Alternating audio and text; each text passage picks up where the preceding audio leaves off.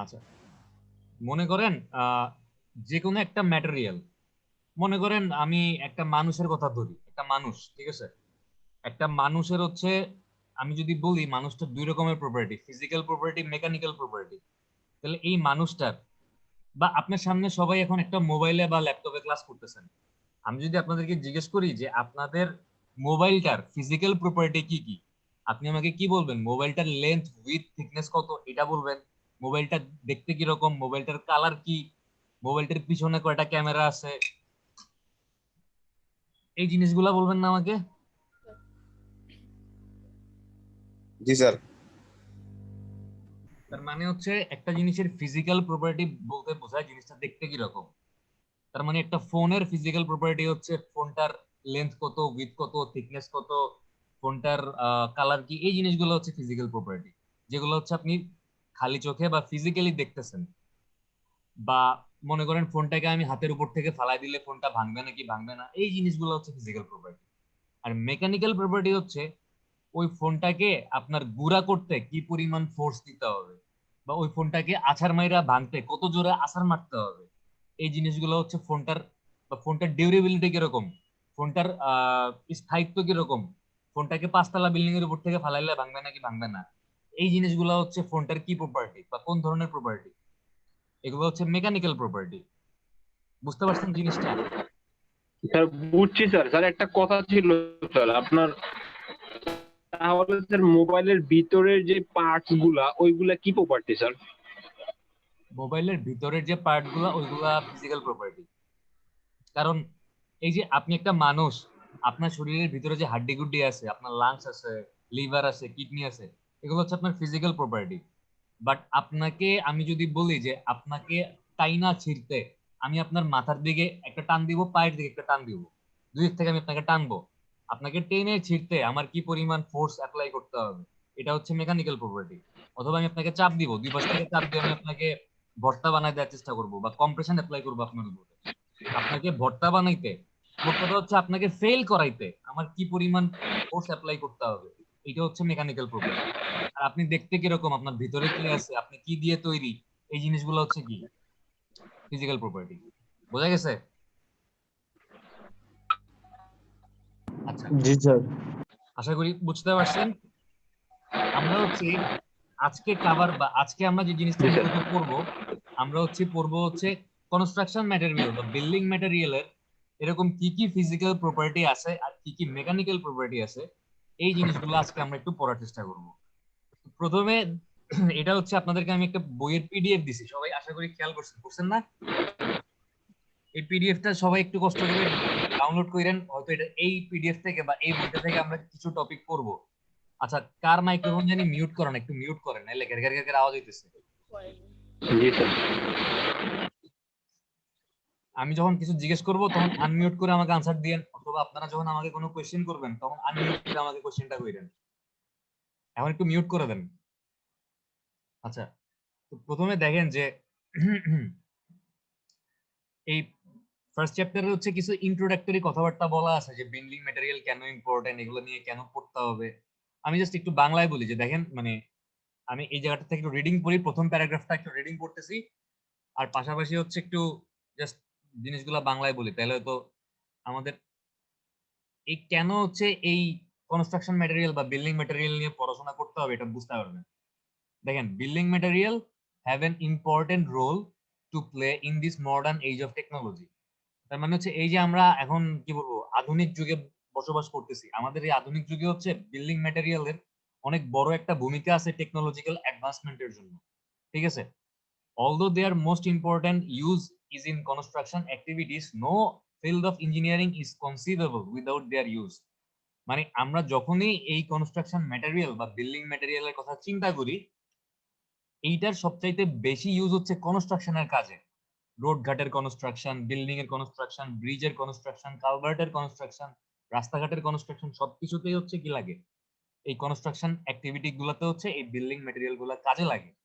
কিন্তু শুধুমাত্র যে আমরা সিভিল ইঞ্জিনিয়াররাই এই বিল্ডিং ম্যাটেরিয়াল বা কনস্ট্রাকশন ম্যাটেরিয়াল নিয়ে কাজ করি তা না, অন্যান্য যে ইঞ্জিনিয়ারিং ফিল্ড গুলো আছে, মেকানিক্যাল ইঞ্জিনিয়াররা, ইলেকট্রিক্যাল ইঞ্জিনিয়াররা, বা কম্পিউটার সায়েন্স ইঞ্জিনিয়াররা, বা আর্কিটেকচাররা, সবাই কিন্তু এই বিল্ডিং ম্যাটেরিয়াল বা কনস্ট্রাকশন ম্যাটেরিয়াল, হয়তো আমরা ইট বালু সিমেন্ট ইউজ করতেছি, ওরা হয়তো ইট বালু সিমেন্ট ইউজ করতেছে না, ওরা হয়তো মাইক্রোচিপ বা মাইক্রো প্রসেসর বা ইলেকট্রিক্যাল বা অন্যান্য যে জিনিসগুলো লাগে আর কি, তারা হচ্ছে অন্য টাইপের কনস্ট্রাকশন বা বিল্ডিং ম্যাটেরিয়াল গুলো ইউজ করতেছে।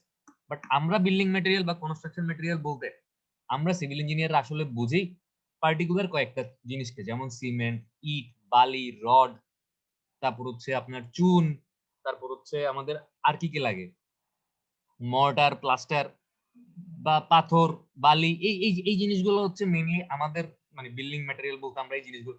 ও আরেকটা আছে কাঠ, টিম্বার, ঠিক আছে। তো এই জিনিসগুলোকে হচ্ছে আমরা বুঝি অ্যাজ এ বিল্ডিং ম্যাটেরিয়াল হিসেবে।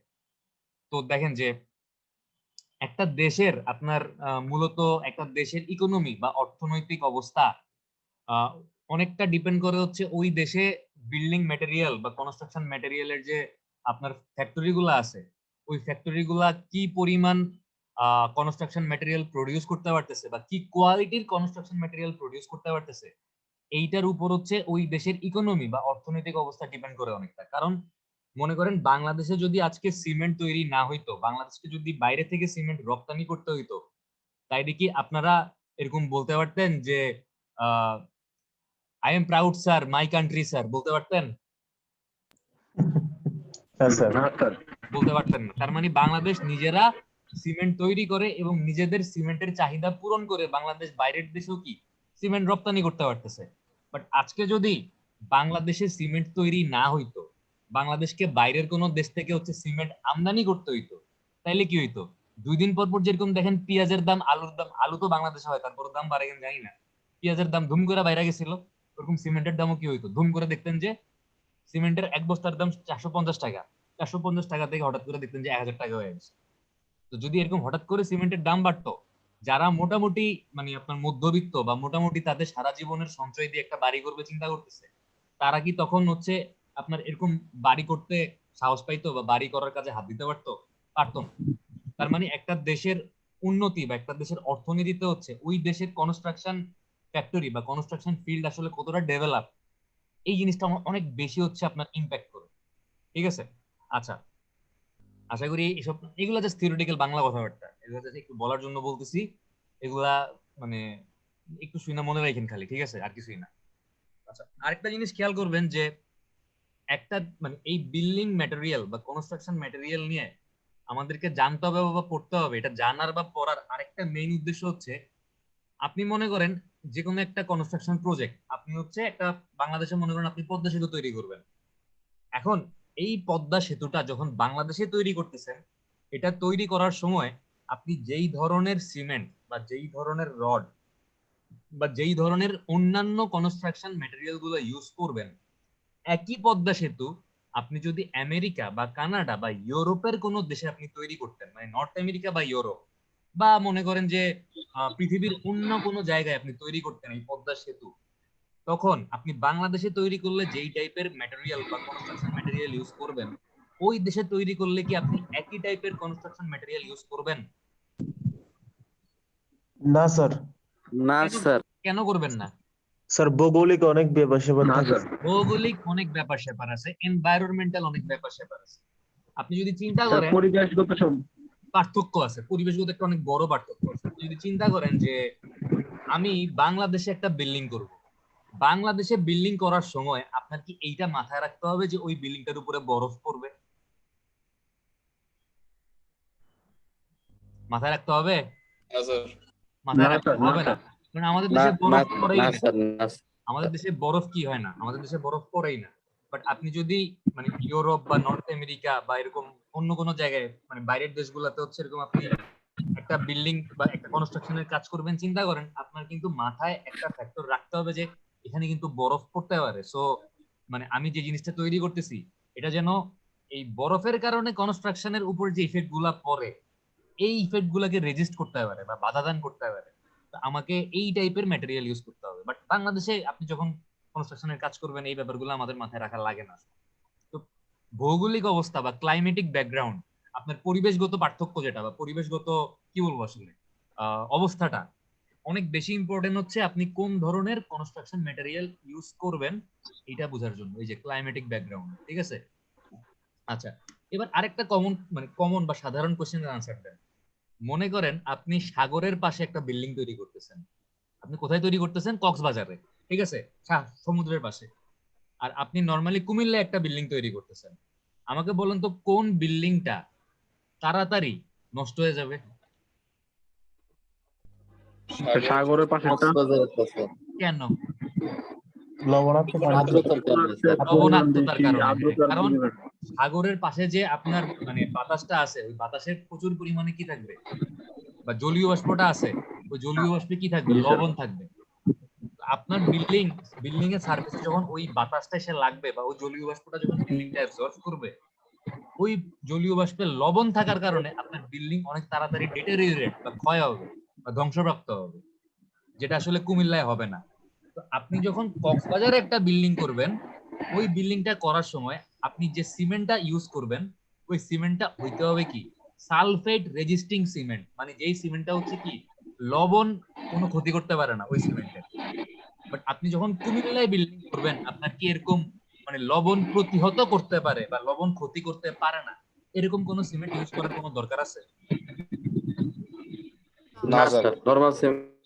নরমাল সিমেন্ট ইউজ করলেই হবে, তাই না? না স্যার।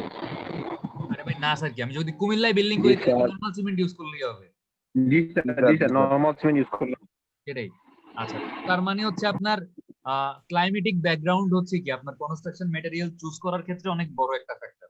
যেমন আমরা সবাই জানি যে জাপানে কি হয়, জাপানে বেশিরভাগ বাড়িঘর কি কাঠের তৈরি না? জি স্যার। জি স্যার, কেন? ভূমিকম্প কাঠের হয়। তৈরি। বেশি হয় জাপানে, ভূমিকম্প বেশি হয়। যেহেতু ভূমিকম্প জাপানে বেশি হয়, সেহেতু জাপানে কোয়াক রেসিস্ট্যান্স। আপনি না কাঠের তৈরি বিল্ডিং তৈরি করেন, একটা সুবিধা হচ্ছে কাঠ কিন্তু আপনার কংক্রিটের চাইতে হালকা। আপনার মাথায় যদি একটা কাঠের টুকরা পড়ে, আপনি কিন্তু ব্যথা পাইতে পারেন কিন্তু মরবেন না, ঠিক আছে? আল্লাহ মাফ করুক, আপনারা ব্যথাও না পান, এটাই দোয়া করি। বাট যদি আপনার মাথায় একটা কংক্রিটের বিম ভাঙা পড়ে বা একটা স্ল্যাব ভাঙা পড়ে, মাথার উপরে পড়ে, তাইলে কি আপনার বাঁচার কোনো সম্ভাবনা আছে? আমার বাঁচার কোনো সম্ভাবনা আছে? না স্যার। তো কাঠ হচ্ছে হালকা, এই জন্য হচ্ছে কাঠের বাড়িঘর ইভেন আপনি কাঠ দিয়ে অনেক তাড়াতাড়ি বাড়িঘর দাঁড়া করে ফেলতে পারবেন। আর আপনি যদি আরসিসি আরসিসি মানে কি রেইনফোর্স সিমেন্ট কনক্রিট, আমরা বাংলাদেশে যে বিল্ডিং গুলা করি, এই বিল্ডিং গুলাকে কি বিল্ডিং বলে?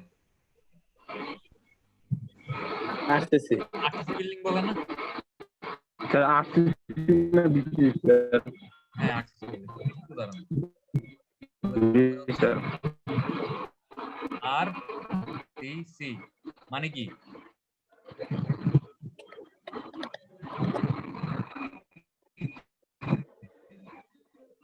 রেইনফোর্সমেন্ট সিমেন্ট আরসিসি পুরো নাম হচ্ছে রেইনফোর্স সিমেন্ট কনক্রিট, ঠিক আছে? আর হচ্ছে রেইনফোর্সমেন্ট বা রেইনফোর্স, সি হচ্ছে সিমেন্ট, কংক্রিট। আর লাস্টের সিটা হচ্ছে কনক্রিট। তার মানে হচ্ছে এমন কোন স্ট্রাকচার যেটার মধ্যে কনক্রিটও আছে রডও আছে। রেইনফোর্সমেন্ট মানে হচ্ছে রড, ঠিক আছে ভাই, স্টিল। বুঝতে পারছেন? তো আমরা তো বাংলাদেশে হচ্ছে বেশিরভাগই আরসিসি বিল্ডিং তৈরি করি। বাট এখন যদি বাংলাদেশে আল্লাহ মাফ করুক যে অনেক বেশি ভূমিকম্প হইতো, তাহলে কি হইতো যে এই আরসিসি বিল্ডিং গুলো দেখা যেত যখন কলাপস করতো, আমরা অনেকেই দেখা যেত যেগুলো আমাদের মাথার মধ্যে পড়তো বা আমরা অনেক বড় বড় ডিজাস্টার বা দুর্ঘটনার শিকার হইতাম হয়তো। তো জাপানে যেহেতু ভূমিকম্প বেশি হয়, ওরা হচ্ছে কাঠের তৈরি বাড়িঘর বেশি, ঠিক আছে?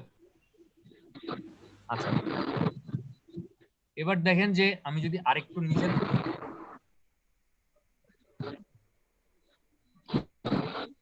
আজকে আমরা যেটা দেখবো সেটা হচ্ছে ফিজিক্যাল প্রপার্টি, ঠিক আছে? আমরা যে জাপানে যে দেখা যায় স্যার অনেক হাই রাইজ বিল্ডিং আছে স্যার। বুঝি নাই। আচ্ছা, কার জানি যে কথা বলতেছেন না, কথাগুলো বোঝা যাচ্ছে না স্যার, আওয়াজটার জন্য। স্যার মাইকটা অফ করে দিলে ভালো হয় স্যার সবার। এটা কার যে মাইকটা বাজতেছে একটু দাঁড়ান। তা ফয়েজের মাইক্রোফোনটা ডিস্টার্ব করে সম্ভবত। ফয়েজ, এই যে ফয়েজ এখন মিউট করে দিছে। আচ্ছা ঠিক আছে, ওকে। আচ্ছা, যারা যে কোশ্চেন করবেন সে হচ্ছে আনমিউট করেন আর বাকিরা মিউট করে রাখেন। আচ্ছা ইসমাইল, স্যার, আমার মাইক্রোফোন তো অফ স্যার। না ফয়েজ, আপনি মাঝখানে মাইক্রোফোন অন হয়ে গেছিল। আপনি আমাদের সাথে লুকোচুরি খেলতেছেন, একবার অন করেন একবার অফ করেন। আচ্ছা ঠিক, হ্যাঁ ইসমাইল কোশ্চেন করলে করেন। স্যার জাপানে হাইরাইজ বিল্ডিং গুলো কিভাবে করে? রেস বিল্ডিং গুলা নরমালি আপনার যেন ভূমিকম্প বা এরকম শক, মানে ভূমিকম্পের লোডটাকে বলা হচ্ছে শক লোড, মানে হঠাৎ করে আইসা আপনার ভূমিকম্প বিল্ডিং কে যে ধাক্কাটা মারে, ধাক্কাটা হচ্ছে অনেকটা সাগরের মধ্যে যে পানি এরকম দেখেন না ওয়েভ বা ঢেউয়ের মতো এসে ধাক্কা মারে না, তো ভূমিকম্পর ধাক্কাটা হচ্ছে বিল্ডিং এর উপর অনেকটা এরকম ওয়েভের মতো।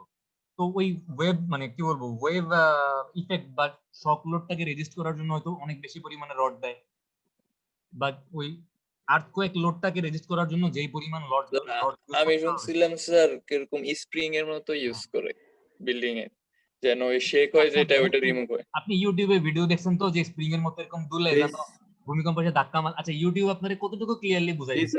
বেস সেপারেশন হ্যাঁ বেস বুঝতে পারছি যে- সেপারেশনের কথা বলতেছি। হ্যাঁ আমি বুঝতেছি যে বেসটা হচ্ছে আপনার মানে ফাউন্ডেশনটা হচ্ছে বিল্ডিং এর সাথে সরাসরি না লাইগা, মানে জিনিসটাকে রিজিড বা কম্প্যাক্ট না করে এটাকে মুভমেন্ট করানোর জন্য ফ্লেক্সিবিলিটি রাখছে, স্প্রিং থাকে হয়তো থাকে, বাট বাংলাদেশে কি টেকনোলজি আপনি দেখছেন কোনোদিন যে বিল্ডিং এর তলে স্প্রিং লাগাইছে? না স্যার, জাপানে দেখছি শুধু।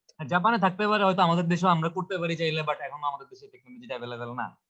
প্রচলন নাই। বাট জিনিসটার মেইন কনসেপ্ট হচ্ছে এরকম যে আপনি চিন্তা করেন আমি যদি আপনার দুইটা পাকে মাটির সাথে সুপার গ্লু দিয়ে লাগাই দিয়ে আপনার কোমরে একটা ধাক্কা মারি, আপনার কোমরটা ভাঙা যাওয়ার চান্স আছে না? জি স্যার। বাট আমি যদি আপনার মানে পা গুলাকে সুপার গ্লু দিয়ে মাটির সাথে না লাগাই, আমি যদি আপনাকে নর্মালি ধাক্কা মারি, তাহলে কিন্তু আপনি কি করবেন, আপনি মানে পড়ে গিয়ে কোমর ভাঙবেন না, আপনি জাস্ট আপনার পা গুলাকে সরায় নিজের বডিটাকে ব্যালেন্স করবেন। স্কিপ করো। বিল্ডিংটাকে ওইভাবে হচ্ছে আপনার একদম রিজিড বা শক্ত করে মাটির সাথে না আটকায় স্প্রিং দিয়ে লাগায় জাস্ট কি এটাকে মুভমেন্ট করার হয়তো একটা কোনো সুযোগ দেওয়া হয় যেন সে হচ্ছে একদম রিজিড না হয়ে যায়। আচ্ছা এখন আমরা আমাদের আবার টপিকে ফেরত চলে আসি। ইসমাইল, সামি, আপনারা দুজনই আপনাদের মাইক্রোফোন গুলো মিউট করে ফেলেন। যদি কোনো কোয়েশ্চেন করতে হয় তখন আনমিউট করে কোয়েশ্চেন করেন, আর আমি যখন কোনো কিছু জিজ্ঞেস করব তখন আনমিউট করে আমাকে একটু সবাই আনসার দিন। একটু কষ্ট করে মিউট করেন, আনমিউট করেন, এই জন্য আপনাদেরকে আপনাদের ল্যাপটপ বা কম্পিউটারের সামনে থাকতে হবে, ঠিক আছে? মানে লগ ইন করে হচ্ছে ঘুরতে যাইতে পারবেন না, ঘুরতে গেলে কিন্তু আমি বুঝতে পারবো যে আপনি ঘুরতে গেছেন। আচ্ছা এবার হচ্ছে আমরা আবার আমাদের আজকের টপিকে ফেরত চলে আসি। দেখেন আমরা হচ্ছে বলছিলাম যে আমরা হচ্ছে আমাদের মানে ম্যাটেরিয়ালের দুই ধরনের প্রপার্টি সম্পর্কে আজকে একটু জানবো। একটা হচ্ছে ফিজিক্যাল প্রপার্টি, একটা হচ্ছে কি প্রপার্টি, মেকানিক্যাল প্রপার্টি। তো দেখেন যে ফিজিক্যাল প্রপার্টি গুলোর মধ্যে একদম উপরে কি আছে, ডেনসিটি বা ঘনত্ব। আমরা সবাই তো জানি যে ডেনসিটি কি জিনিস, জানি না? সবাই কি জানেন নাকি জানেন না? জি স্যার জানি। আচ্ছা আমরা আজকে আবারও একটু জানি এটার একক কি একটু দেখি। দেখেন যে density is the mass of a unit volume of homogeneous material denoted by rho is equal to M by V. M মানে হচ্ছে কি মাস বা ভর, আর ভি হচ্ছে কি আয়তন অথবা ভলিউম, ঠিক আছে? আমরা ছোটবেলায় সবাই এই সূত্রটা পড়ছি না যে M is equal to V rho বা রো ভি, সবাই তো আমরা পড়ছি এম ইজ ইকুয়াল টু কি রো ভি। এই এম হচ্ছে কি মাস, এই রো হচ্ছে কি ডেনসিটি, আর এই ভি কি, এই ভি হচ্ছে ভলিউম। আমি তাহলে রো সমান সমান কি লিখতে পারি, এম বাই ভি লিখতে পারি, সহজ কথা যে মাস বাই ভলিউম। এখন দেখেন এই ভলিউমটা হচ্ছে কিরকম, একক আয়তন। মানে আপনি যদি এরকম একটা বক্স চিন্তা করেন, এটা একটা বক্স মনে করেন, এই বক্সটার উচ্চতা হচ্ছে মনে করেন 1 সেন্টিমিটার, এটার এই ডাইমেনশনটাও মনে করেন 1 সেন্টিমিটার, আবার এদিকেও মনে করেন 1 সেন্টিমিটার। তাহলে এটার তিনটা ডাইমেনশন আপনার এক্স ওয়াই আর কি জেড। এটা মনে করেন ওয়াই এক্সিস, এটা হচ্ছে মনে করেন এক্স এক্সিস, আর এটা হচ্ছে মনে করেন জেড এক্সিস। এই তিনটে এক্সিসের ডাইমেনশন, এটার এই ডাইমেনশনটা এই এক্স অক্ষ বরাবর যে ডাইমেনশনটা আছে এটা, এই যে এই ডাইমেনশনটা, ওয়াই অক্ষ বরাবর যে ডাইমেনশনটা আছে এটা, আর জেড অক্ষ বরাবর যে ডাইমেনশনটা আছে এটা। এই তিনটে ডাইমেনশন গুণ করলে আমি এই বক্সের আয়তন পাবো না বা ভলিউম পাবো না? জি স্যার। তো তিনটে ডাইমেনশনই তো 1 সেন্টিমিটার করে বললাম, তাহলে এই বক্সটার ভলিউম কত, 1 সেন্টিমিটার কিউব না? এরকম একক আয়তন বা 1 সেন্টিমিটার কিউব বা 1 মিটার কিউব বা 1 কিলোমিটার কিউব যেটাই হোক না কেন, আপনার একক আয়তনের একটা ম্যাটেরিয়ালের কি পরিমাণ ভর, এই ভরটাকেই বা কি পরিমাণ মানে সত্যি কথা বলতে হচ্ছে বা বাস্তব কথা বলতে হচ্ছে কি পরিমাণ ম্যাটেরিয়াল বা কি কি পরিমাণ সাবস্টেন্স আসলে হচ্ছে এই 1 মিটার কিউব বা 1 সেন্টিমিটার কিউব বা একক আয়তনের পদার্থের মধ্যে আছে, এটাকেই ঘনত্ব বলে।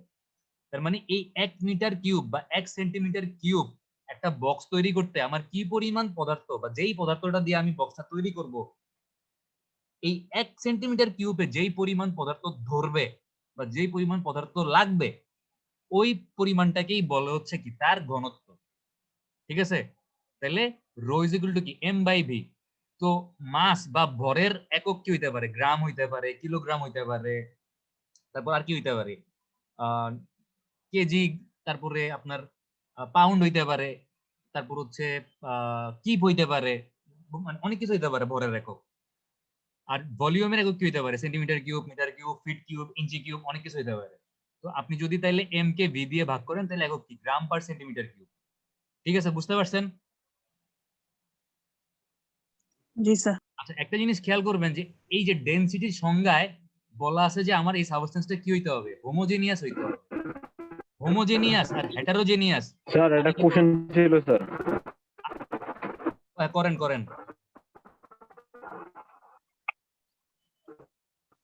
কোশ্চেন তাড়াতাড়ি করেন ফয়েজ।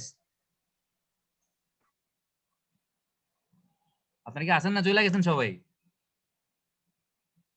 কি হলো? আছি স্যার। কিন্তু ফয়েজ কোশ্চেন করবে বলে স্যার কোশ্চেনটা হলো আপনি যে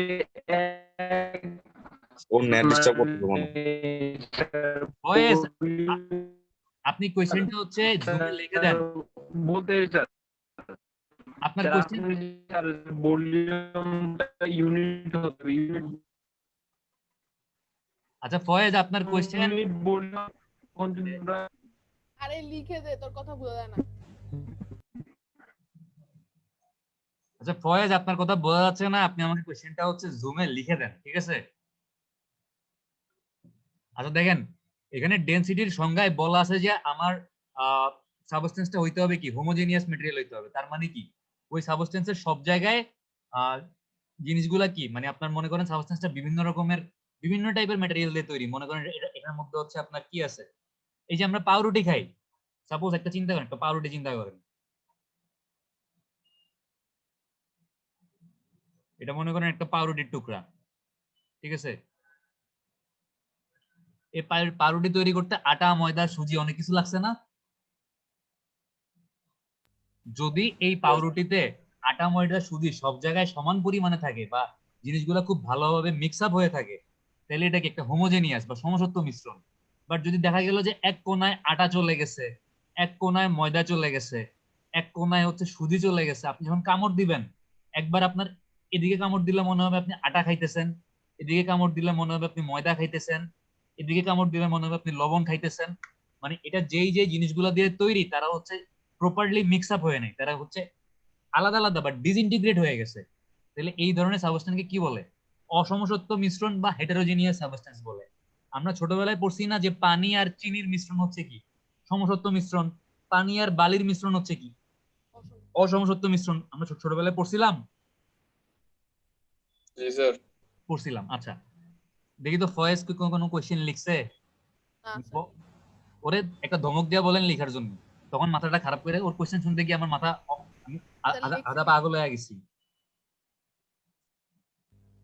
এই যে সে লিখছে না স্যার আপনি। না স্যার, থাক স্যার, মানে আর লিখবে না। এই যে না লিখতে হবে, বুঝছে বুঝছে স্যার, আর লিখবে না। আমরা তো বুঝলাম না ও কি বুঝলো। আচ্ছা যাই হোক, আচ্ছা আমরা কই ছিলাম? আমরা ছিলাম হচ্ছে অসমসত্ব। ডেনসিটিতে। তো দেখেন এখানে হচ্ছে কিছু, আচ্ছা ডেনসিটির একক তাইলে যদি আপনাকে বলা হয় যে what is the unit of density, কি বলবেন? ডেনসিটির একক কি? স্যার ওইটা কিউব হবে, মিটার হইলে sir cube, sir cube sir. উপরে আছে হচ্ছে মাস, নিচে আছে হচ্ছে ভলিউম। মানে স্যার গ্রাম কিউব বা সেন্টিমিটার গ্রাম কিউব পার সব। সেন্টিমিটার কিউব, গ্রাম পার সেন্টিমিটার কিউব হইতে পারে, কেজি পার সেন্টিমিটার কিউব হইতে পারে, যেটা থাকে। ঠিক আছে? আপনি গ্রামটারে কেজিতে কনভার্ট করতে পারেন না, আপনি স্যার কেজি জি স্যার। মিটার, আপনি সেন্টিমিটার কিউবটারে মিটার কিউবে কনভার্ট করতে পারেন না? মানে ডেনসিটির একক হচ্ছে মানে মূলত মানে উপরে হচ্ছে থাকবে ভর আর নিচে থাকবে হচ্ছে আয়তন। এবার আপনি ভরটাকে যে এককে প্রকাশ করেন না কেন আর আয়তনটাকে আপনি যে এককে প্রকাশ করেন না কেন কোনো সমস্যা নেই, ঠিক আছে? আচ্ছা, এখানে দেখেন কিছু নরমাল সাবস্টেন্স বা কিছু আমরা যেই পদার্থগুলো ইউজ করি নরমালি, এরকম কিছু সাবস্টেন্সের হচ্ছে ডেনসিটি বলা আছে। ব্রিক বা ইটের ডেনসিটি কত? 2.5 থেকে 2.8 গ্রাম পার সেন্টিমিটার কিউব। গ্রানাইট বা পাথর বা রক, এক ধরনের পাথর গ্রানাইট, যেটার মধ্যে প্রচুর পরিমাণে বালি থাকে, ঠিক আছে? গ্রানাইট হচ্ছে এমন এক ধরনের পাথর যেটার মধ্যে প্রচুর পরিমাণে কি থাকে? সিলিকা থাকে, কন্টেইন সিলিকা। তো গ্রানাইটের আপনার ডেনসিটি কত? 2.6 থেকে 2.9 gram per centimetre cube. Portland cement, cement যখন পড়বেন তখন দেখবেন যে সিমেন্টের এরকম বিভিন্ন ক্যাটাগরি আছে, ordinary Portland cement, PPC pozzolanic Portland cement, মানে এরকম বিভিন্ন টাইপের সিমেন্ট আছে। তো ওই সিমেন্টের হচ্ছে আপনি দেখবেন যে ডেনসিটি হচ্ছে কত? 2.9 থেকে 3.1 গ্রাম পার সেন্টিমিটার কিউব। উড বা কাঠের ডেনসিটি কত? 1.5 থেকে 1.6 গ্রাম পার সেন্টিমিটার কিউব। আর হচ্ছে আপনার স্টিল বা লোহার বা রডের ডেনসিটি কত? 7.8 থেকে 7.9 গ্রাম পার সেন্টিমিটার কিউব। তাহলে সবচেয়ে ডেনসিটি বেশি কার এই কনস্ট্রাকশন ম্যাটেরিয়াল গুলোর মধ্যে? স্টিলের। স্টিল। এই ভ্যালুগুলো হচ্ছে একটু মনে রাখার চেষ্টা করবেন, এগুলো হয়তো ভাইভাতে জিজ্ঞেস করতে পারে যে ব্রিকের ডেনসিটি, স্টিলের স্যার। হয়তো আপনাকে জিজ্ঞেস করতে পারে যে ব্রিকের ডেনসিটি কত, গ্রানাইটের ডেনসিটি কত, পোর্টল্যান্ড সিমেন্টের ডেনসিটি কত, উডের ডেনসিটি কত। এগুলা জাস্ট ভ্যালুগুলো একটু মনে রাখার এগুলো ভাইভাতে আসবে না? ভাইবার জন্য আসতে পারে এগুলো, ঠিক আছে? আচ্ছা, এবার খেয়াল করেন যে আমরা তো দেখলাম যে ডেনসিটি কাকে বলে। আচ্ছা, একটা জিনিস খেয়াল করবেন, আমি যখন ডেনসিটির সংখ্যাটা আপনাদেরকে দিছি, আমি যখন এটার আয়তনটা চিন্তা করছি বা ভলিউমটা চিন্তা করছি, নিচে আমি কি ভলিউম দিয়ে ভাগ করছি না ডেনসিটি বের করার সময়?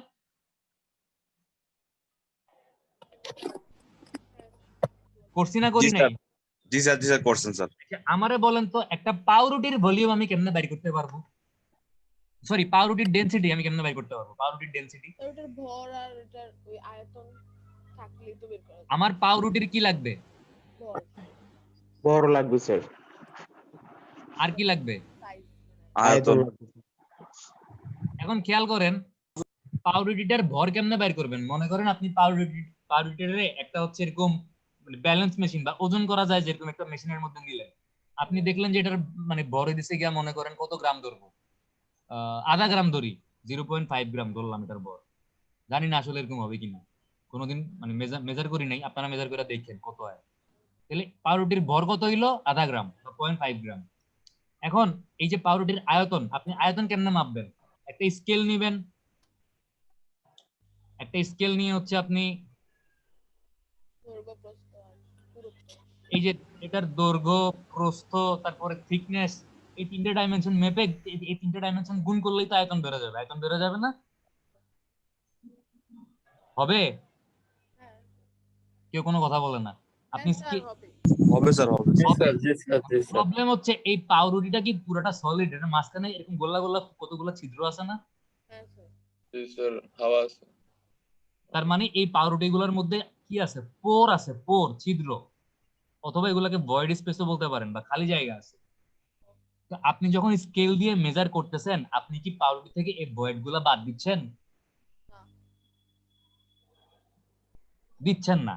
আপনি যখন চিন্তা করতেছেন এই পাউরুটির মধ্যে কোনো পোর বা ভয়েড নাই, পুরোটাই একটা সলিড সাবস্টেন্স, তখন আপনি জাস্ট স্কেল দিয়ে এটার এই পয়েন্ট থেকে এই পয়েন্ট পর্যন্ত ডাইমেনশন মেজার করতেছেন, এই পয়েন্ট থেকে এই পয়েন্ট পর্যন্ত ডাইমেনশন মেজার করতেছেন, আর ডিরেক্টলি থিকনেস মেজার করতেছেন। আপনি ধরে নিচ্ছেন এখানে কোনো কি নাই, কোনো ভয়েড নাই, কোনো পোর নাই। আপনি পুরোটাকে একটা সলিড সাবস্টেন্স চিন্তা করতেছেন।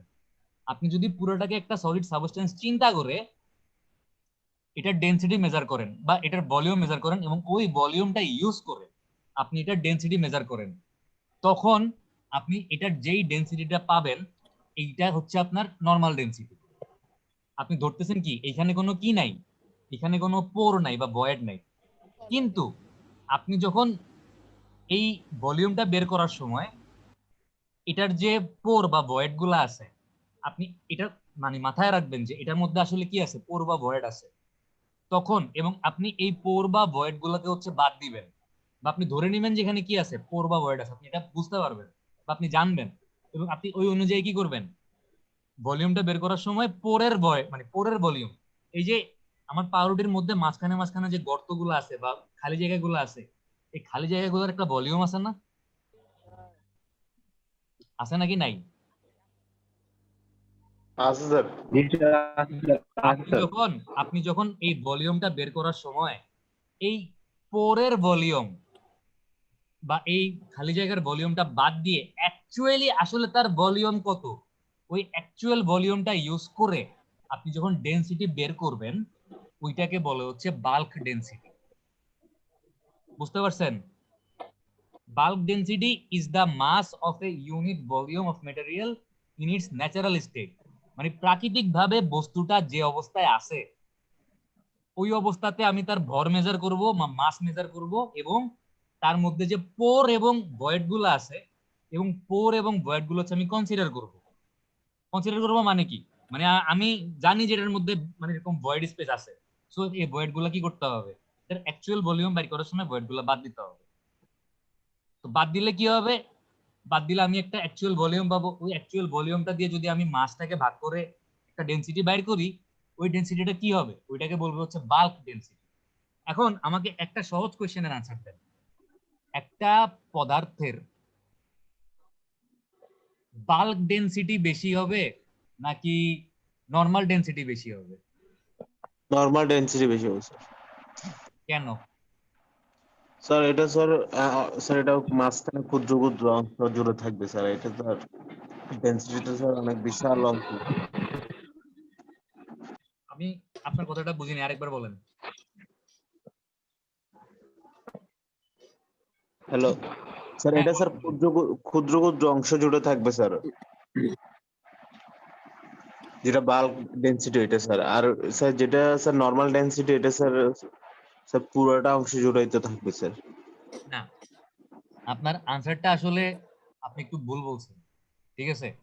ব্যাপারটা হচ্ছে দেখেন, আমি একটু একটা জিনিস একটু ভুল বলছি, ঠিক আছে? আমি জিনিসটা আজকে ক্লিয়ার করে আজকে আমি আর বেশি পড়াবো না। দেখেন, আমরা যখন নর্মালি কোন একটা জিনিসের ডেনসিটি চিন্তা করি, ঠিক আছে, ডেনসিটি চিন্তা করার সময় হচ্ছে আমরা ওই বস্তুটার কি করতেছি, ভলিউম মেজার করতেছি, এবং আমরা ধরে নিচ্ছি কি ভিতরে কোনো কি নাই, ভয়েড স্পেস নাই, ঠিক আছে? আমরা মানে আসলে কিন্তু ভিতরে কি আছে, ভয়েড স্পেস আছে না, আছে নাকি নাই, ওটা আমাদের আছে স্যার। কিন্তু আমরা যখন নরমালি ডেনসিটি বের করি তখন আমরা ওই ভয়েড গুলাকে বাদ দিয়ে দিই, ঠিক আছে? আমরা টোটাল ভলিউম থেকে ওই ভয়েডের ভলিউম গুলা বাদ দিয়ে অ্যাকচুয়াল যে ভলিউমটা পাই, আমরা ওই ভলিউমটা ইউজ করে হচ্ছে ডেনসিটি বের করি। বুঝতে পারছেন? বুঝতে জি পারছেন? স্যার। জি স্যার। কিন্তু আমরা যখন বাল্ক ডেনসিটি বের করি তখন যেটা করি যে আমরা ওই যে ভয়েড গুলো আছে ওই ভয়েড গুলার ভলিউমটা বাদ দিই না, আমরা টোটাল ভলিউমের মধ্যে ওই ভয়েডের ভলিউমটাও ঢুকাই দিই। তাইলে এখন একটা জিনিস আপনি একটু চিন্তা করেন যে আমি আজকে আর পড়াবো না, আমি একটু অন্যদিকে যাই। স্যার একটা কথা, একটা জিনিসের মনে করেন এরকম একটা সাবস্টেন্স আছে, মনে করেন এই এই একটা সাবস্টেন্স আছে, মনে করেন এই সাবস্টেন্সটার এই জায়গায় মনে করেন এরকম দুইটা হলো আছে বা তিনটা হলো আছে মনে করেন, ঠিক আছে? এগুলো হচ্ছে হলো পার্ট। এখন আমি আপনাকে বললাম এটা ডেনসিটি বের করতে, আপনি কি করবেন, আপনি জানেন যে এটা ডেনসিটি হচ্ছে m বাই কি হবে v, আপনি এটার ভর বাইর করলেন, আপনি দেখলেন ডেনসিটি থেকে হলোগুলোর ডেনসিটি না, আপনি দেখলেন যে এটার m হইতেছে কত, এটার m হইতেছে গিয়ে আপনি এটাকে ওজন করলেন, ওজন করার সময় তো আপনি জানেন না এটার মধ্যে গর্ত আছে নাকি নেই, আপনি জাস্ট এটার ওজনটা করলেন, ওজন করে দেখলেন এটার ওজন হচ্ছে সাপোজ 1 গ্রাম, বা আমি ধরলাম এটার ওজন কত, আমি ধরলাম এটার ওজন হচ্ছে 2 গ্রাম ধরলাম, ঠিক আছে? এটার ওজন ধরলাম আমি 2 গ্রাম। আচ্ছা, এখন আপনি এটার ভর তো আপনি পাইলেন, আপনি এটার আয়তন মেজার করবেন।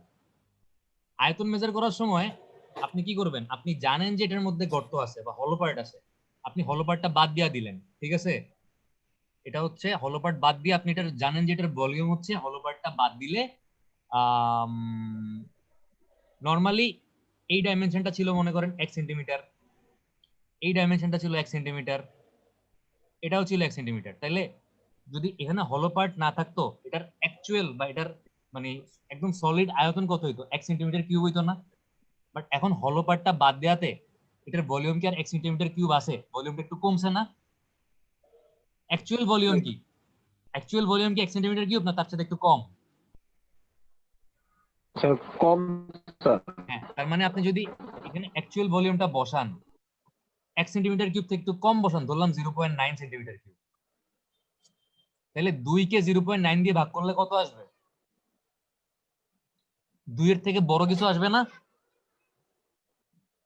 2 পয়েন্ট সামথিং আসবে না? একটু দেখেন তো। জি স্যার 2 পয়েন্ট সামথিং আসবে, ঠিক আছে? তো ধরলাম 2.1, আমি ধরলাম, আন্দাজে ধরলাম, হয়তো 2 পয়েন্ট কিছু একটা আসতে পারে। তাহলে দেখেন 2.1 গ্রাম পার সেন্টিমিটার কিউব আসলো। এবার আপনি যখন বাল্ক ডেনসিটি বাইর করতেছেন, আমি যখন নরমাল ডেনসিটি বাইর করতেছি, আমি ভয়েড স্পেস গুলা বাদ দিচ্ছি, এক্সক্লুডিং ভয়েড স্পেস। বাট আপনি যখন বাল্ক ডেনসিটি বাইর করতেছেন,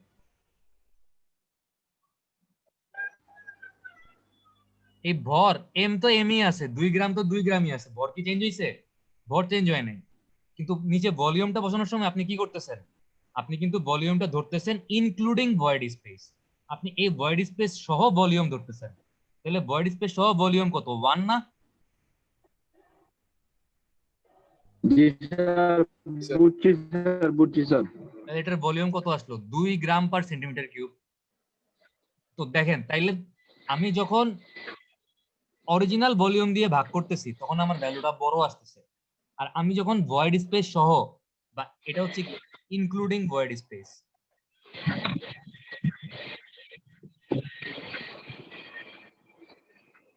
আমি যখন ভয়েড স্পেস সহ ভলিউম দিয়ে ভাগ করতেছি তখন আমার কি ডেনসিটিটা কম আসতেছে।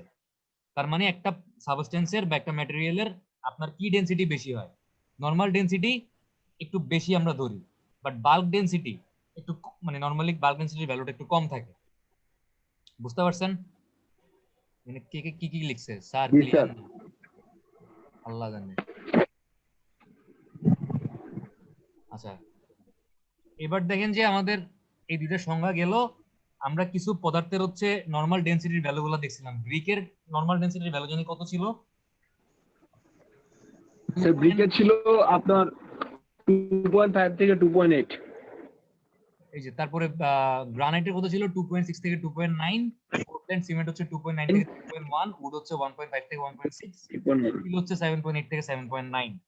আচ্ছা, এরপর দেখেন আমরা এবার একই ম্যাটেরিয়াল গুলোর হচ্ছে বাল্ক ডেনসিটির ভ্যালুগুলো দেখি। দেখেন ব্রিকের বাল্ক ডেনসিটি কত? এটাকে জাস্ট প্রকাশ করছে কেজি পার মিটার কিউবে। আপনার নরমাল ডেনসিটিটাকে প্রকাশ করছে হচ্ছে কিসে? গ্রাম পার সেন্টিমিটার কিউবে। মিটার কিউব আর সেন্টিমিটার কিউব বাল্ক ডেনসিটিকে প্রকাশ করছে বা বাল্ক ডেনসিটি এককটাকে কি ধরছে? কেজি পার সেন্টিমিটার কিউব, ঠিক আছে? আচ্ছা দেখেন, তো এই 1600 কেজি পার সেন্টিমিটার কিউব বা 1800 কেজি পার সেন্টিমিটার কিউব মানে কি? 1.6 থেকে 1.8 গ্রাম পার সেন্টিমিটার কিউব না? মানে এগুলাকে 1000 দিয়ে ভাগ করলে আপনি গ্রাম পার সেন্টিমিটার কিউবে ভ্যালুগুলো পেয়ে যাবেন। জি স্যার। দেখেন প্রত্যেকটার আপনার নরমাল ডেনসিটির থেকে বাল্ক ডেনসিটির ভ্যালুগুলো কম না?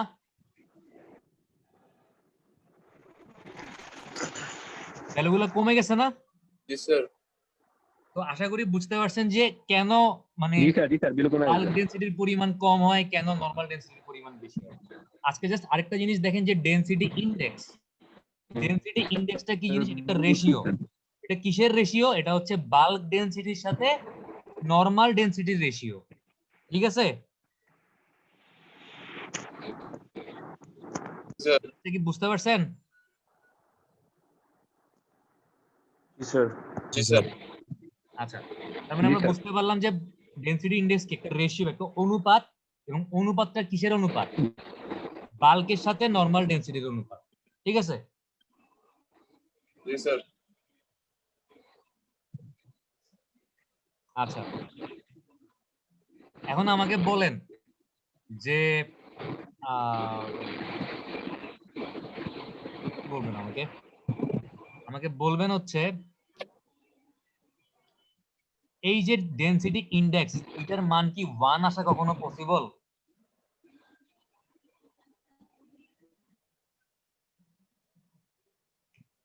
আমার কোশ্চেনটা কি বুঝছেন? জি স্যার। 1 ডেনসিটি ইনডেক্সের মান 1 কখন আসবে? যখন বাল্ক ডেনসিটি আর নরমাল ডেনসিটি এই দুইটা সমান হবে, তখনই তো হচ্ছে আমার এই ডেনসিটি ইনডেক্স বা সমান হবে। রো নটের মানটা 1 হবে। সম্ভব না স্যার, আপনি কি বলতে পারবেন যে আমাদের আশেপাশে সম্ভব এমন না স্যার। কোনো সাবস্টেন্স আছে যেটার মধ্যে আসলে কোনো ভয়েড নাই? সবকিছুর মধ্যে আছে। না স্যার, না স্যার, এটা সম্ভব না স্যার। সম্ভব না স্যার। তার মানে এটা আসলে 1 আসা সম্ভব না। এটা সবসময় 1 এর থেকে কি হবে? ছোট হবে। কেন ছোট হবে? বেশি কারণ হবে। আমরা দেখলাম যে ছোট। বাল্ক ডেনসিটির ভ্যালুটা হচ্ছে কি নরমাল ডেনসিটির থেকে কম না। জি স্যার। তার মানে যেহেতু আমি নিচে একটা বড় মান দিয়ে ভাগ করতেছি, আমরা খেয়াল করলাম কি যে সব সময় হচ্ছে কি আমার normal density will be less than, মানে সরি, আমার সবসময় কি হবে, bulk density will be less than normal density. তো যেহেতু ডেনসিটির মান বড়, আমি দেখলাম আমার ইটের ডেনসিটি হচ্ছে বা ব্রিকের ডেনসিটি কত, 2.5 থেকে মনে হয় 2.8 না জানি 2.9 kg per metre cube, kg per centimetre cube ছিল। আর সেখানে বাল্ক ডেনসিটি হচ্ছে কত, 1.6 থেকে 1.8। ঠিক আছে, তো আমি যেহেতু নিচে বড় মান দিয়ে ভাগ করতেছি, সবসময় আমার কি হবে, এই ডেনসিটি ইনডেক্সের মানটা 1 থেকে ছোট হবে। এটা কখনোই হয়তো একদম পারফেক্টলি 1 হওয়ার সম্ভাবনা নাই, যেহেতু আমাদের আশেপাশে অ্যাবসলিউটলি ডেন্স কোনো বডি আমরা দেখি না, বা অ্যাবসলিউটলি কম্প্যাক্ট যেটার মধ্যে কোনো ভয়েডই নাই, এরকম কোনো বডি আসলে আমরা নরমালি আশেপাশে দেখি না। ঠিক আছে, তাইলে ডেনসিটি কি জিনিস, বাল্ক ডেনসিটি কি জিনিস, আর ডেনসিটি ইনডেক্স কি জিনিস, আশা করি সবাই বুঝতে পারছেন না? জি স্যার। আজকে তাইলে এতটুকু থাক, আমরা আজকে ক্লাস এখানে শেষ করে দেই। জি স্যার। ওকে, আজকে যেহেতু প্রথম স্যার একটা প্রশ্ন ছিল। আপনাদের কার কি প্রশ্ন আছে এবার ইনশাআল্লাহ করতে পারেন। স্যার একাডেমিক কাউন্সিলের মিটিং এর পরে রেজাল্ট দেওয়ার কথা ছিল স্যার, স্যার মিটিংটা কি হয়েছে? না, একাডেমিক কাউন্সিলের মিটিং হয় নাই। আর এটা আসলে আমরা তো মানে আমরা স্বাভাবিক, আমরা তো টিচার, আমরা আসলে নিজেরও জানি এটা হচ্ছে ইউনিভার্সিটি অথরিটি আপনার একাডেমিক কাউন্সিলের মিটিংটা অর্গানাইজ করে। এবং এখন আসলে যেহেতু আপনার সিচুয়েশন খুব খারাপ, এখন হয়তো যারা একাডেমিক কাউন্সিলে কিন্তু আপনার বাইরের ইউনিভার্সিটির টিচাররা থাকে, মনে করেন বাইরের যে পাবলিক ইউনিভার্সিটি গুলো আছে, এখানকার স্যাররা হচ্ছে এখানে অনেক ব্যাপারে ডিসিশন দেয়। এই মিটিংটা আসলে কবে হবে বলতে পারতেছি না। এই মিটিংটা হচ্ছে মানে ইউনিভার্সিটি অথরিটি হয়তো মানে জানে, হয়তো খুব তাড়াতাড়ি করবে, হয়তো এই করোনার জন্য আপনার সামনাসামনি করতে না পারলেও এই যে আমরা যেরকম আপনাদেরকে জুমে ক্লাস নিচ্ছি, এভাবে জুমের মধ্যে মিটিং করে ফেলবে।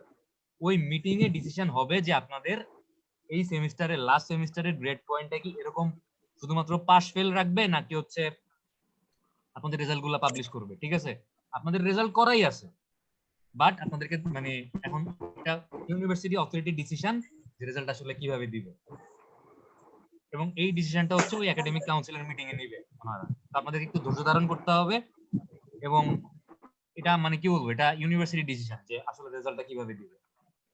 বুঝতে পারছেন? আশা করি বুঝতে পারছেন। জি স্যার। আচ্ছা, আমি তাহলে একটু আপনাদের নামগুলা করি, কারা কারা ক্লাস আমাদের তো আর কি আছে? আপনাদের কি হইছে বলেন বলেন, কে কি জানি বলতেছিলেন, বলেন।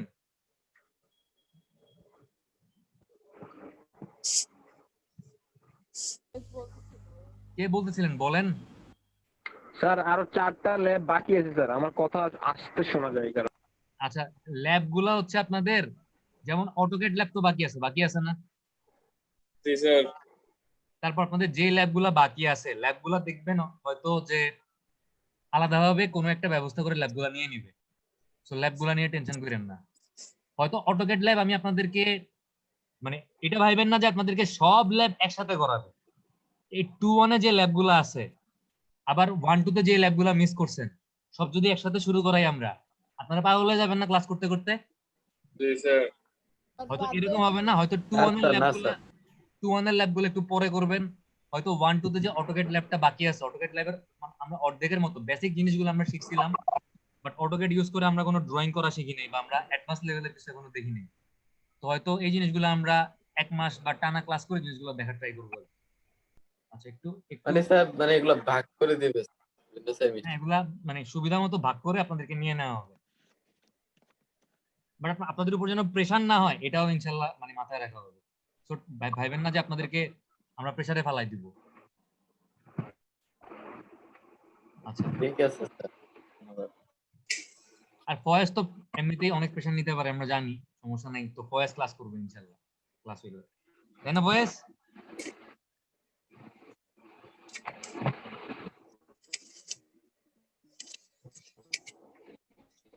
স্পন্দন শাহ কি ক্লাস করছে না করে নাই? আর শাহ পরান কই?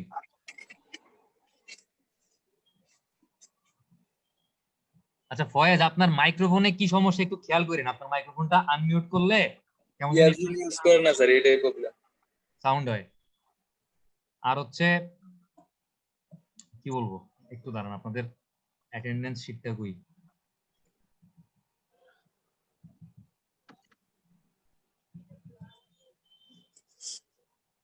আর সবাই হচ্ছে আপনাদেরকে একটা বইয়ের পিডিএফ দিছি আমি অলরেডি মেসেঞ্জার গ্রুপের মধ্যে। পাইছি স্যার। নেক্সট ক্লাসটা করার আগে যদি একটু পারেন তাহলে হচ্ছে এই ফিজিক্যাল প্রপার্টি আর মেকানিক্যাল প্রপার্টি গুলা নিজের একটু পড়েন। একটু পড়লে যেটা হবে, আমি যখন বুঝাবো আপনার মাথার মধ্যে আরো অনেক কোয়েশ্চেন আসতে পারে, বা আপনি হয়তো আরো মানে অনেক ভালো বুঝবেন যদি আগের থেকে একটু নিজে বোঝার চেষ্টা করেন। রোল নাম্বার 1 তো নাই, তানভীর আছে? জি স্যার, সালাম আলাইকুম। আচ্ছা, ওয়ালাইকুম সালাম। রোল নাম্বার 3 আছে? ইসমাইল আছেন না? জি sir. Roll number 4 Faiz Ahmed আছে। রোল নাম্বার 6 ফাহাদ বিন জাহের, আপনি কি আছেন? Yes sir. ফাহাদ আছে। আচ্ছা, তারপর হচ্ছে রোল নাম্বার 7 স্পন্দন সাহা নাই, এমডি শাহ পরানো নাই, মাহমুদুল ইসলাম আছে, সামিয়া সরকার আছে, আলামিন আছেন না? আছে তো মনে হয়। জি স্যার, জি স্যার। নাইম আছেন? জি স্যার। নাইম ক্লাস মিস দিয়েন না, আজকে যেরকম ক্লাস করছেন প্রত্যেকদিন ক্লাস করেন। জি স্যার। দেখবেন ক্লাস করলে অটোমেটিক আপনার রেজাল্ট ভালো হবে, বাসায় কষ্ট করে কিন্তু বেশি একটা পড়তে হবে না। Okay sir. কিন্তু ক্লাস না করলে কি হবে, পরীক্ষার আগে এর কাছে দৌড়াও, ওর কাছে দৌড়াও, ক্লাসে কি পড়েছে একটু বুঝায় দাও, মানে এরকম দৌড়াদৌড়ি করা লাগবে। তো একটু রেগুলার ক্লাস করেন, আর কি বলতেছে কথাগুলো একটু শুনেন, তাইলে দেখবেন যে ক্লাসের মধ্যেই ক্লাসের পড়া গোছানো হয়ে যাবে। জি স্যার। ক্লাস মিস দিয়েন না। আর রোল নাম্বার 15 মোহাম্মদুল ইসলাম জিসান। আসলে কি বলবো, রাইতের মানে 10টার সময় মেসেঞ্জার গ্রুপের মধ্যে বলে যে এখন ক্লাস নিবেন স্যার, আর যখন ক্লাস নেই তখন ক্লাস করতে আসে না। আচ্ছা, রোল নাম্বার 3 হাসিবুল ইসলাম ফাহিম আছে? জি স্যার। হাসিবুল ইসলাম ভাই, আপনি আছেন? জি স্যার। হ্যাঁ ফাহিম, স্যার আছে। জি আপনি স্যার। মনে হয় আমার মেকানিক্স ক্লাস মিস দিছিলেন, কিন্তু স্যার ম্যাটেরিয়ালস ক্লাস মিস দিয়েন না, ঠিক আছে? জি স্যার। আপনি একটু রেগুলার ক্লাস করেন, দেখবেন যে অটোমেটিক আপনার রেজাল্টও ভালো হবে। জি স্যার। আচ্ছা, রোল নাম্বার 21 ইফতিয়া, কি জানি, নীল নীল নীল আছে?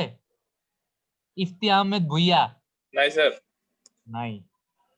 আচ্ছা ঠিক আছে, তাহলে আমাদের ক্লাস আজকে এখানে শেষ। ইনশাআল্লাহ আমরা পরশুদিন আবার ক্লাস করব। আচ্ছা, স্যার আমরা আমি ক্লাসটা তানভীর। 11:30টায় না করে কি 12টার দিকে শুরু করতে পারি? যদি আপনাদের কোনো প্রবলেম না থাকে। 12টায় শুরু করলে প্রবলেম আছে?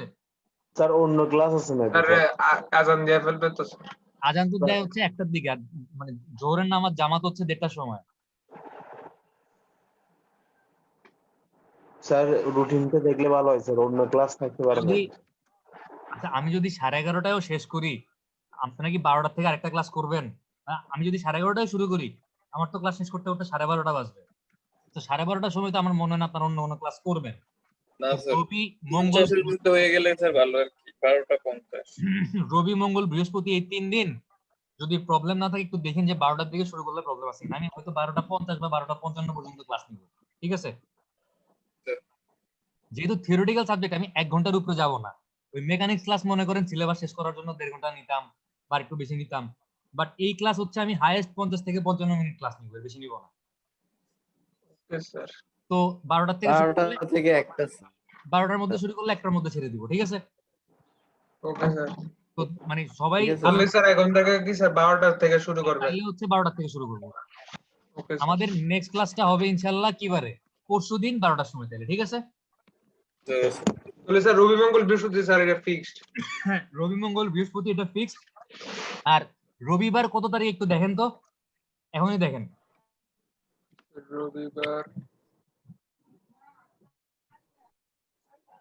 রবিবার যদি 1 তারিখ হয় তাহলে আমি ক্লাসটা নিব না, আজকেই বলে দিলাম, ঠিক আছে? একটু দেখেন কয় তারিখ? 1 তারিখ। রবিবার কি 1 তারিখ? একটু খেয়াল, একটু মানে ক্যালেন্ডারটা খুলে দেখেন মোবাইলে। হ্যাঁ স্যার স্যার রবিবার 1 তারিখ স্যার 1 তারিখ স্যার। তাইলে রবি মানে আমি এই বৃহস্পতিবার দিন ক্লাস নিব, নভেম্বর। আমি পরশুদিন ক্লাস নিব, কিন্তু রোববারে ক্লাসটা নিব না, বুঝতে পারছেন? স্যার মানে 1 তারিখ আমার নিজের একটা ক্লাস আছে, ওই জন্য আমি স্যার, আপনাদের ক্লাস বুঝি নাই। নিব না। স্যার বুঝলাম না স্যার। 1 তারিখ আপনাদের রোববারে ক্লাসটা হবে না, 1 তারিখের ক্লাসটা হবে না। নভেম্বরের 1 তারিখ।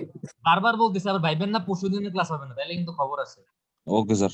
29 তারিখ কিন্তু ক্লাস হবে, নভেম্বরের 1 তারিখ। জি স্যার 29 তারিখ ক্লাস হবে, বাট নভেম্বরের 1 তারিখ আমি ক্লাস নিব না, ঠিক আছে? জি স্যার। ওকে, ঠিক আছে তাহলে। স্যার স্যার হ্যাঁ বলেন বলেন। স্যার এই স্যার রেকর্ডিংটা স্যার একটু দিলে। রেকর্ডিংটা তো আমি আগেও দিতাম, এবারও দিব, সো এটা মানে বলতে হবে না। জি স্যার আসসালামু আলাইকুম। ওকে, সবাই ভালো থাকবেন। ওকে, জি স্যার। আসসালামু আলাইকুম। ওয়ালাইকুম সালাম।